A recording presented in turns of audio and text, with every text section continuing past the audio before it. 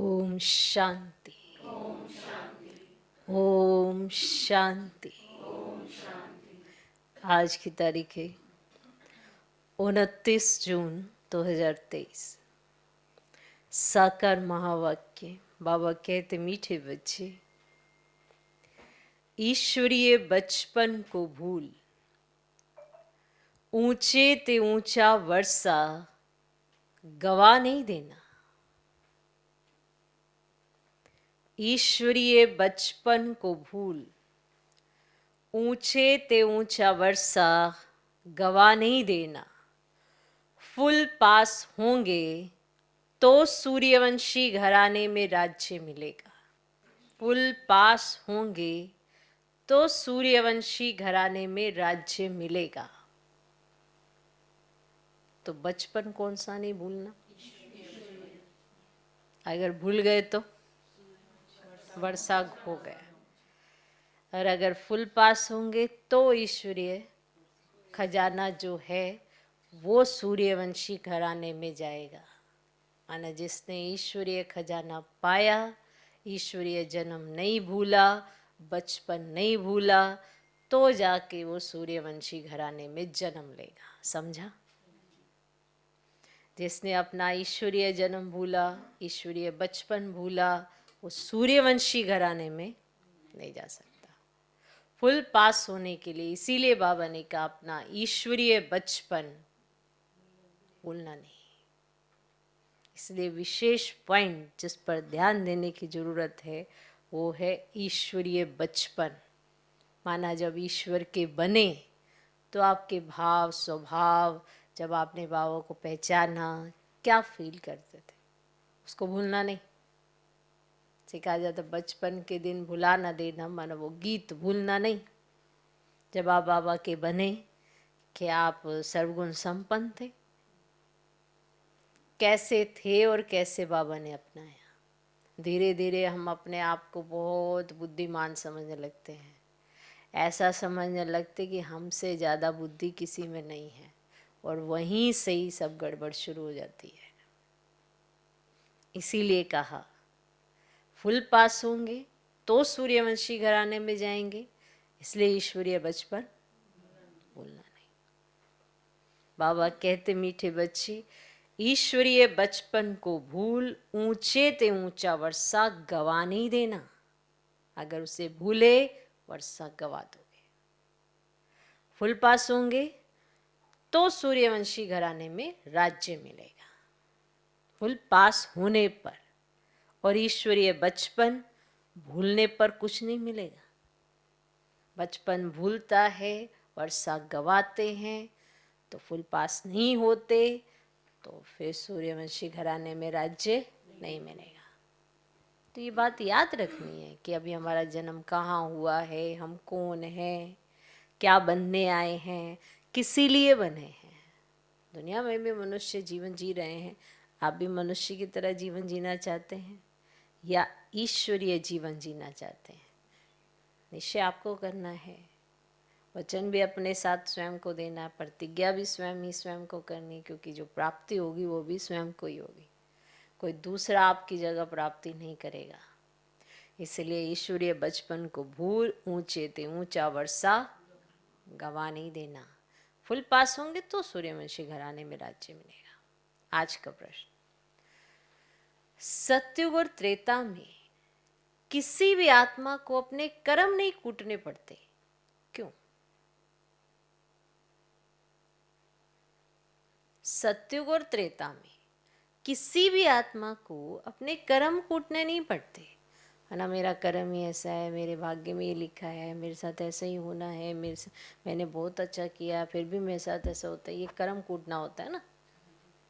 पता नहीं मैंने ऐसा क्या किया है, बात बात में अपना दिल शिकस्ती, बात बात में अपने कर्मों को ऐसे कोसते रहना। सत्युग त्रेता में किसी भी आत्मा को ऐसे नहीं करना पड़ता, क्यों? उत्तर, क्योंकि सत्युग त्रेता में जो भी आत्माएं आती हैं वह संगम की ही प्रारब्ध भोगती हैं।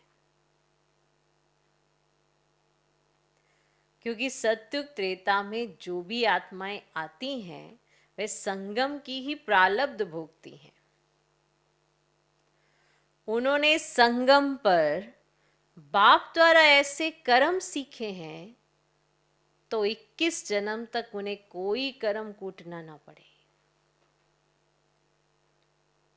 उन्होंने संगम पर बाप द्वारा ऐसे कर्म सीखे हैं तो उन्हें 21 जन्म तक उन्हें कोई कर्म कूटना ना पड़े। माना संगम पर ऐसे कर्म सीखे जिससे 21 जन्म तक कर्म कूटना ना पड़े। अभी बाप ऐसे कर्म सिखलाते हैं जिससे आत्मा कर्मातीत बन जाती है। अभी बाप ऐसे कर्म सिखलाते हैं जिससे आत्मा कर्मातीत बन जाती है। फिर किसी भी कर्म का फल दुख नहीं भोगना पड़ता है। फिर किसी भी कर्म का फल दुख नहीं भोगना पड़ता है। माना बाबा ने ऐसे कर्म सिखलाए जो हमें कर्म कूटने नहीं पड़ते, आत्मा कर्मातीत हो गई और फिर कर्म का फल दुख नहीं मिलता है, क्योंकि ऐसे कर्म सीख जाते हैं। कर्म हम पहले भी करते थे, अब भी कर रहे हैं, उसमें रिफाइननेस आ गई है। कर्म वही है पर वो रिफाइन हो गए हैं, उसमें जो चिंतन है वो बदल गया है। कर्म करते हुए जो चिंतन है वही आपका सुकर्म की तरफ जाता है और वही विकर्म की तरफ जाता है। 5 विकार नजर तो नहीं आते, दिखाई तो नहीं देते, पर चिंतन से प्रत्यक्ष होता है। कर्म वही कर रहे हो, लेकिन उसके पीछे जो संकल्प शक्ति है वही आपके सुकर्म बनाएंगे, कर्म बनाएंगे या विकर्म बनाएंगे। कर्म करते हुए आपके संकल्प, मन, बुद्धि किस दिशा की तरफ है? क्या कर रहे हैं?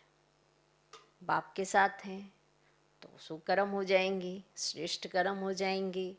बाप के साथ नहीं है तो किसके साथ है? 5 विकारों के साथ है, माया के साथ है। आपके कर्मों की एक्टिविटीज माना उससे दिखाई देता है, उसकी क्वालिटी से पता चलता है कि आप क्या कर रहे हैं। अभी आप संगम पर हैं, बाकी सब कलयुग के अंदर है ना? पर आप संगम पर कैसे आए? डायरेक्ट ईश्वर ने अपनी गोद में बिठाया तो संगम पर आ गए। पर आप संगम पर ही रखेंगे या अपना पाँव कहीं कलयुग में तो नहीं रख देंगे? तो वो भी संकल्पों पर निर्भर करता है। आप अगर यहीं बैठे बैठे संकल्प अगर कोई 5 विकारों के वशीभूत कर लेते हैं तो आपने अपना पाँव कलयुग में रख दिया, तो फिर आपको अनुभव कहाँ से होगा? फिर अनुभव नहीं होने वाला। अनुभव तो तब हो जब आप अपने को समर्पित करें, अपने मन बुद्धि को बाप की तरफ लगाएं और बाप की गोद में बैठे, उसकी छत्र छाया में रहें। अगर बाहर ही पाँव निकालते रहेंगे तो फिर संगम के नज़ारे नहीं ले सकते, तो कलयुग में ही फिर खींचातानी वो सब अनुभव करेंगे। तो इसीलिए बाबा कहते संगम की जो प्रालब्ध है वो है सत्युग त्रेता, इसीलिए वहाँ कर्म कूटने नहीं पड़ते हैं। तो संगम पर ऐसे कर्म कमाए, बाबा ऐसे कर्म सिखलाते हैं जिससे आत्मा कर्मातीत बन जाती है, फिर कभी भी किसी भी कर्म का फल दुख नहीं भोगना पड़ता है। ओके, आज का गीत है बचपन के दिन भुला ना देना। ओम शांति। बच्चों ने मीठा मीठा गीत सुना। बेहद का बाप बच्चों प्रति समझा रहे हैं। परम पिता परमात्मा उसको ही कहा जाता है जो श्री श्री यानी श्रेष्ठ ते श्रेष्ठ है। कहते भी हैं शिव भगवान उवाच अथवा रुद्र भगवान उवाच। रुद्र परम पिता परमात्मा को ही कहा जाता है। तो परम पिता परमात्मा इस शरीर द्वारा अपने बच्चों को समझा रहे हैं। ऐसे और कोई मनुष्य साधु संत आदि नहीं कहेंगे कि तुम आत्मा हो। तुम्हारा परम पिता इस मुख कमल से बोल रहा है। कहते हैं गौमुख। अब पानी की तो बात नहीं है, बाप है ज्ञान का सागर। श्री श्री 108 रुद्र माला व शिव माला है ना। है ना? तो पहले पहले ये पक्का निश्चय करो कि बाबा हम आत्माओं को पढ़ाते हैं, आत्मा ही संस्कार ले जाती है, आत्मा ही पढ़ती है ऑर्गेन्स द्वारा। आत्मा खुद कहती है मैं एक शरीर छोड़ दूसरा लेती हूं, भिन्न भिन्न नाम रूप देश काल। सतयुग में पुनर्जन्म लेता हूं तो नाम रूप बदल जाता है, ये आत्मा बोलती है। सतयुग में हूं तो पुनर्जन्म भी सतयुग में होता है। अथवा बाप समझाते हैं तुम स्वर्ग में हो तो पुनर्जन्म वहां लेते हो, फिर नाम रूप बदलता जाता है। बाप निराकार शिव बाबा इस रथ में आकर समझा रहे हैं, बच्चे अब तुम हमारे बच्चे बने हो, तुमको बहुत खुशी चढ़ी हुई है। हम बेहद के बाप से वर्षा ले रहे हैं इस ब्रह्मा द्वारा। आत्मा कहती है मैं इस शरीर द्वारा बैरिस्ट्री अथवा डॉक्टरी का पाठ बजाती हूं। हम आत्मा शरीरी थी, फिर गर्भ में आकर शरीर धारण किया है। बाप कहते हैं मैं तो गर्भ में नहीं आता हूं। हम ऐसे नहीं कहेंगे कि परम पिता परमात्मा एक शरीर छोड़ दूसरा लेते हैं, नहीं, तुम लेते हो, ये लेता है। इस आत्मा ने 84 जन्म पूरे लिए हैं। ये आत्मा अपने जन्मों को नहीं जानती थी, अब 84 जन्मों को जाना है। आत्मा ही कहती है मैंने सूर्यवंशी घराने में जन्म लिया, फिर पुनर्जन्म लेते आए, फिर चंद्रवंशी घराने में जन्म लिया, फिर पुनर्जन्म लेते लेते सतयुग त्रेता द्वापर कलयुग में आए। क्लियर? जिस युग में होंगे उसी युग में तो पुनर्जन्म लेंगे, पर बीच में से निकल नहीं जाएंगे, आगे बढ़ेंगे। आत्मा कहती है द्वापर में हमने बाप को बहुत याद किया। किसने कहा ये? आत्मा ने कहा। परम पिता परमात्मा के लिए लिंग रूप की पूजा भी की। मैं आत्मा सतयुग में मालिक थी, वहां किसकी पूजा नहीं करती थी? ये कौन कह रहे? आत्मा। और स्वर्ग में भक्ति होती नहीं, आधा कल्प भक्ति की, अब फिर बाप के सम्मुख आए हैं। अभी तुम सब निराकार बाप के सम्मुख आए हो साकार द्वारा। बाप कहते हैं ये ईश्वरीय जन्म भूल नहीं जाना। कहते हैं बाबा ये तो बड़ा मुश्किल है। अरे मुश्किल क्या बात है, तुम आत्माओं का बाप मैं हूं, मैं आया हूं तुमको पति से पावन बनाने। तुम स्वर्ग की बादशाही करने लिए पढ़ते हो। ज्ञान के संस्कार मुझ परम पिता परमात्मा में है, इसीलिए मुझे ज्ञान सागर मनुष्य सृष्टि का बीज रूप कहते हैं। खुद कहते हैं बरोबर मैं रचयिता हूं, मैं परमधाम में रहता हूं, मैं यहां एक ही बार आता हूं जबकि मुझे पढ़ाना होता है। पति सृष्टि को आकर पावन बनाता हूं। जरूर पति थी याद करेंगे, सतयुग में पावन तो याद नहीं करेंगे। ऐसे तो कोई नहीं कहेंगे कि आकर हम आत्माओं को पतित बनाओ, नहीं, पतित माया ने बनाया है, तब कहते हैं पावन बनाओ। परंतु उन्हों को ये पता ही नहीं है कि मैं कब आता हूं। मैं आता ही उस संगम पर, और कोई समय नहीं आता हूं, अभी आया हूं।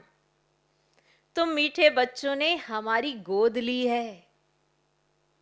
जानते हो बाबा फिर से प्राचीन राजयोग सिखलाते हैं जिससे भारत पावन बनता है। यह है निराकार ईश्वर की पाठशाला। निराकार बाबा कहते हैं मैं इस तन में आता हूं। ये ब्रह्मा तुम्हारी बड़ी मम्मा है, वह मम्मा सरस्वती जगत अम्बा है, ब्रह्मा की बेटी। बड़ी मम्मा पालना तो नहीं कर सकती, इसीलिए वह जगदम्बा मुकर्रर रखी है। इसके शरीर को, माना ब्रह्मा बाबा के शरीर को जगत अम्बा नहीं कहेंगे। ये मात पिता है, ये ब्रह्मा माता भी है। वर्षा माता से नहीं मिल सकता, वर्षा फिर भी बाप से मिलेगा। इस ब्रह्मा माता के तुम मुखवंशावली हो। बाप कहते हैं बच्चे, मेरा बनकर तुम स्वर्ग की बादशाही लेने के लिए पुरुषार्थ करते करते फिर कहा माया की युद्ध में हार नहीं जाना, भाग नहीं जाना। ये ईश्वरीय बचपन भुलाना नहीं। अगर भुलाया तो रोना पड़ेगा। तो बीके सरस्वती, जिसको जगत अम्बा कहते हैं, वह पालना करने निमित्त बनी हुई है। ये पालना कैसे कर सके? कलश पहले पहले इनको मिलता है, पहले इनके कान सुनते हैं, फिर जगदम्बा है संभालने के लिए। अब बाप कहते हैं मैं संगम युग पर आया हूं तुमको वापस ले जाने। जैसे धर्माऊ मास, जिसको पुरुषोत्तम मास कहते हैं ना, वैसे यह भी पुरुषोत्तम युग है, जहां उत्तम से उत्तम पुरुष बनना होता है। पुरुषोत्तम माना उत्तम ते उत्तम पुरुष कौन है? ये लक्ष्मी नारायण, ये श्री लक्ष्मी नारायण। ये नर नारी ऊंच ते ऊंच कैसे और किस द्वारा बने? बाप कहते हैं मेरे द्वारा। मेरा नाम भी है श्री श्री श्रेष्ठ ते श्रेष्ठ। ऐसा श्री नारायण जैसा मनुष्य मैं बनाता हूं। पतितों को पावन बनाता हूं, जिससे फिर ऐसे लक्ष्मी नारायण पुरुषोत्तम पुरुषोत्तम मनी बनते हैं। आप कहते हैं बच्चे, देह सहित देह के जो भी संबंध हैं सबको भूलते जाओ, मुझे एक के साथ योग लगाओ। तुम कहते हो हम बाप के बच्चे बने हैं, तो बाप के स्थापना किए हुए स्वर्ग के हम मालिक बनेंगे। तो बाप कहते हैं मामेकम याद करो। ये है आत्मा की अथवा बुद्धि की यात्रा। धारणा सब आत्मा को करनी है। शरीर तो जड़ है, आत्मा की प्रवेशता से ये चैतन्य बनता है। तो बाप समझाते हैं लाडले बच्चे,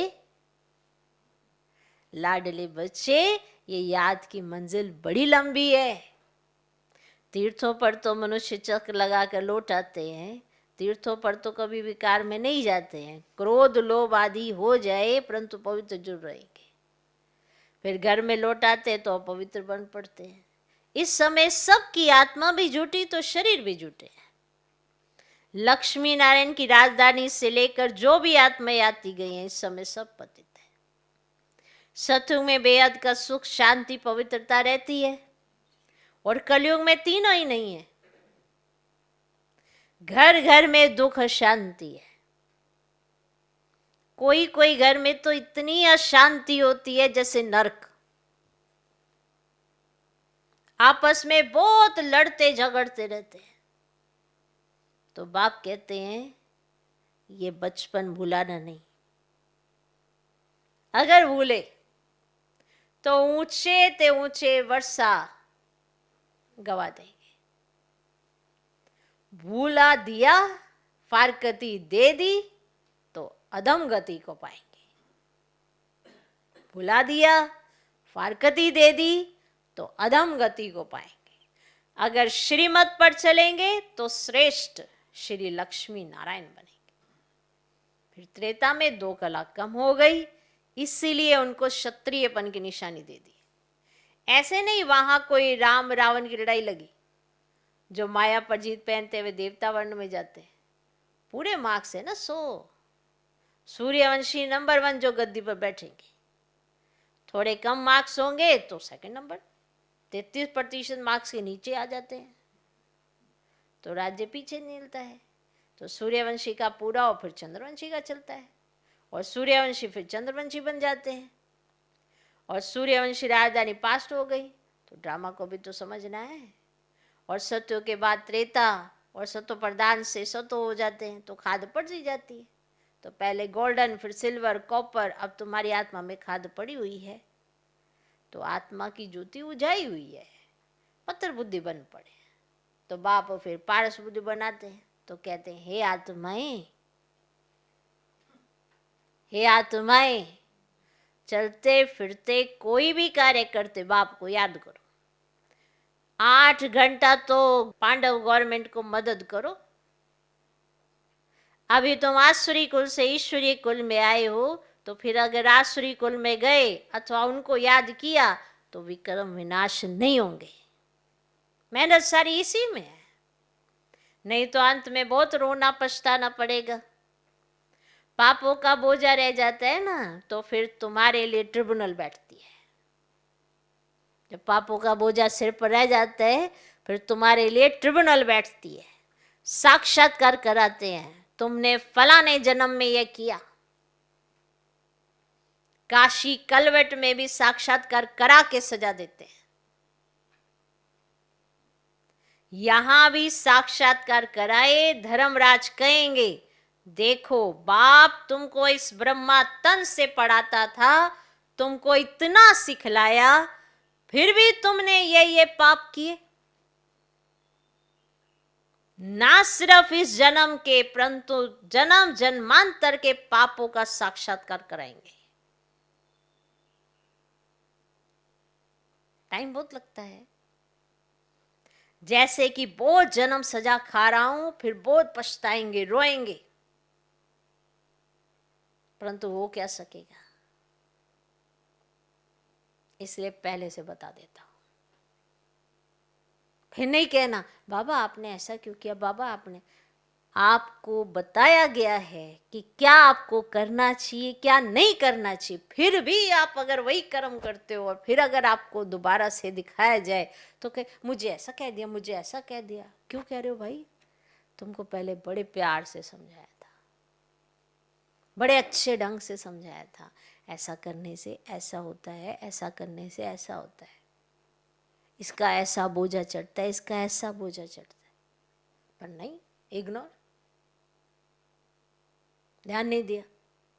फिर वो सारे के सारे वो जो साक्षात्कार में दिखाए जाएंगे, फिर वो सजा ऐसी होगी, ऐसा लगेगा कि बस त्राही त्राही, बहुत दर्द होगी।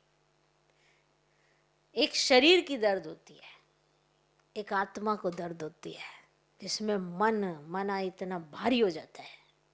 वो होता है साक्षात्कार से होगा कि तुमने ऐसे ऐसे विक्रम किए, माना भगवान के घर में रहते तुमने ऐसे विक्रम किए, भगवान के समझाने पर भी तुमने ऐसे विक्रम किए। वो बाबा कह रहे हैं कि मैं वो सब दिखाऊंगा, फिर बिना दिखाए तो सजा थोड़ा दूंगा, सब दिखाया जाएगा कि मैंने तुमको इस ब्रह्मा तन से इतना पढ़ाया था, इतना सिखाया था, इतना समझाया था, ना सिर्फ इस जन्म के परंतु जन्म जन्मांतर के पापों का साक्षात्कार कराऊंगा। टाइम बहुत लगता है, जैसे कि बहुत जन्म से सजा खा रहा हूं ऐसा फील होगा, फिर बहुत पछताएंगे, रोएंगे, परंतु वो क्या सकेगा। इसलिए पहले से ही बता देता हूं,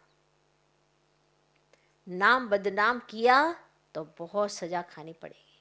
इसीलिए बच्चे मुझ अपने सतगुरु के निंदक मत बनना, नहीं तो सजाएं भी खाएंगे और पद भी कम हो जाएगा। सजा भी मिलेगी और पद भी कम होगा, दोनों काम होंगे। इसलिए निंदक नहीं बनना। कह देते हैं ना कहीं यहाँ ऐसा है, यहाँ ऐसा है, यहाँ ऐसा है। बदनामी तो अपने बाप की होती है, ये ऐसा कर रहा, वो ऐसा कर रहा। अरे आप ज्ञान योग से अपने जीवन का उद्धार करिए, इसकी बुराई कर, उसकी बुराई कर, इससे कर, उससे कर, ये क्या हो रहा है। बदनाम तो बाप को ही कर रहे हो, निंदा कर रहे हो ना, तो बस ऐसे। इसलिए सतगुरु के निंदक मत बनना, नहीं तो सजाएं भी खाएंगे और पद भी कम हो जाएगा। तुम्हारा सत बाबा, सत टीचर, सतगुरु एक ही है। अब बाप कहते ये ब्रह्मा बच्चा हमको बहुत याद करता है, ज्ञान भी धारण करते हैं। ये और मम्मा नंबर 1 पास हो, फिर लक्ष्मी नारायण बनते हैं, फिर डिनाइस्टी, इनकी डिनाइस्टी बनती है। जब सब पुरुषार्थ करते तो हम भी मम्मा बाबा की मिसल मेहनत कर उनके तख्त के मालिक बने। माता पिता को फॉलो करें और भविष्य तक नशीन बने। ये रचयिता और रचना की नॉलेज को कोई जान नहीं सकते। वे तो बेअंत कह देते हैं हम नहीं जानते हैं, नास्तिक है। तो ना जानने के कारण ही तो भारतवासी और सब बच्चे दुखी हुए हैं, लड़ते झगड़ते रहते हैं पानी के लिए, जमीन के लिए। तो कहा भी जाता है ये पास्ट जन्मों के कर्मों का फल है। अभी बाप से तुम ऐसे कर्म सीखते हो जो तुमको 21 जन्म कभी कर्म कूटना नहीं पड़ेगा, एकदम कर्मातीत अवस्था में पहुंचा देते हैं। भगवान उवाच, हे बच्चे मुझ बाप के अथवा मुझ साजन के बनकर फिर कभी फारकती मत देना। फारकती देने का कभी संकल्प भी नहीं आना चाहिए। वहां कभी स्त्री पति को डाइवोर्स देने का संकल्प भी नहीं करेगी, और बच्चा कभी बाप को फारकती नहीं देगा। आजकल तो वो देते हैं, सतयुग में कभी फारकती नहीं देते हैं, है ना। सतयुग में ऐसा कभी नहीं होता, ना स्त्री डाइवोर्स देती, ना बच्चा बाप को देता फारकती, कभी नहीं देते। और आजकल तो बहुत देते हैं, और सतयुग में कभी फारकती नहीं देते हैं, क्योंकि वहां तुम अभी के पुरुषार्थ की प्रारब्ध भोगते हो ना, इसीलिए कोई दुख का अथवा फारकती का प्रश्न ही नहीं होता है। समझा? ये याद की यात्रा है, परम पिता परमात्मा के पास जाने की रूहानी यात्रा। निराकार बाप निराकार आत्माओं से बात करते हैं इस मुख द्वारा। तो ये गौमुख हुआ ना, बड़ी माँ है। तुम हो मुख वंशावली, उनसे ज्ञान रतन निकलते हैं, बाकी गौ के मुख से जल कैसे निकलेगा। और बाबा इस मुख द्वारा विनाशी ज्ञान रतन देते हैं। एक एक रतन लाखों रुपयों का है, जितना तुम धारण करेंगे। तो मुख्य है ही मन मना भव, ये एक रतन ही मुख्य है। तो बेअद का बाप कहते मुझे याद करने से ना मैं बेअद सुख का वर्षा देने के लिए बांधा हुआ हूँ। तो जब तक शरीर है मुझे याद करते रहो तो तुमको स्वर्ग की बादशाही देंगे, क्योंकि तुम आज्ञाकारी वफादार बनते हो। तो जितना जो याद करते ना उतना दुनिया को पवित्र बनाते हैं। तो याद से ही तो देखो बच्चे विकर्म में नाश होते हैं, और बच्चों को माया घड़ी घड़ी बुला देती है, इसलिए खबरदार करते रहते हैं। भुला देते हैं ना माया घड़ी घड़ी, इसीलिए बाबा खबरदार करते रहते हैं। कभी बाप को बुला नहीं देना, मैं तुमको लेने आया हूँ। सतयुग में फिर नाटक रिपीट होगा। देखो बच्चे, मैं सतयुग का मालिक नहीं बनूंगा, तुमको स्वर्ग की राजाई देता हूं। मैं फिर आधा कल्प वानप्रस्थ में बैठ जाऊंगा, फिर आधा कल्प मुझे कोई याद ही नहीं करते। और दुख में सभी याद करते, सुख में करे ना कोई। अच्छा, मीठे मीठे सिखला दे बच्चों प्रति माता पिता बाप दादा का याद प्यार और गुड मॉर्निंग। रूहानी बाप की रूहानी बच्चों को नमस्ते। हम रूहानी बच्चों की भी रूहानी बाप को नमस्ते नमस्ते नमस्ते। Good morning good morning good morning. धारणा के लिए मुख्य सर पहला पॉइंट, 8 घंटा पांडव गवर्नमेंट की मदद जरूर करनी है। 8 घंटा पांडव गवर्नमेंट की मदद जरूर करनी है। याद में रह विश्व को पावन बनाने की सेवा करनी है। याद में रह विश्व को पावन बनाने की सेवा करनी है।